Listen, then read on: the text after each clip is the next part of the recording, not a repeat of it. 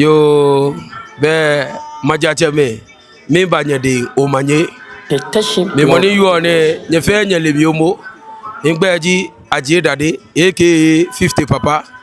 nge wonu mu akomewo ye be achole smiley let me fun smiley George onumishi let me fun ke wonyami nu oko awon fe toche agbene ko te yelo ye be yo be wonye le fongo chifio ni mi 50 papa mi to ne she de peji afi mi ba majache me fe de omanye wonye le fongo chimi mi to ma wonye ma ngafi o age wo diafi no shina ba fe mini e bande na wo 50 bi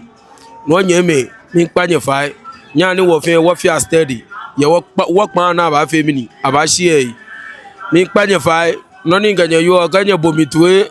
e ba ye boa ni ganye bomitwe won ne gele je sani aga jele mi ayemogo na chole no good advice ni mi won inya nu kwale gbe no ma panye fai no fi ano ni ganye ba wi nye boa mitwe agbene wonye me uni sha phone mi pa mi fai won we phone aga phone wo 50 bi la ka pa wo iton no na ka pa wo mi kenye ma ke this year ne phone shamole mi pa mi fai wo je eshomo ni bi anton ne won 12 years good 12 years this year onumishi ni wo 50 bi wo jua 12 years no mi 50 papa inga company inga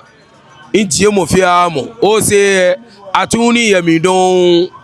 onumishi won to afine wo ko mama papa ni wo bu ne fefo no kanye ba bo mi to mi panye fai phone ni wonye me go meta go phone ne wo ga me na go history chiko ta phone o ka we na history onumishi no ni wo tun mo go wo go wa ga wo tun shi aga ni wo nu pa ji wo 50 emi wo sumo ni wo gbe ba fe mini e ba fte mo won to ateshi eno ya onumishi no wo ne gele mo go wo ko wonga shi wonte won to ni na ga yo mo ji fe mini egbo e mami ko ni wo wona ge bo ni je manse ke ni bi fe ka me ba na me na ga wo teshi afile e fe fo apa ni mene abo mo ko baje mami nogo fe mo onumishi no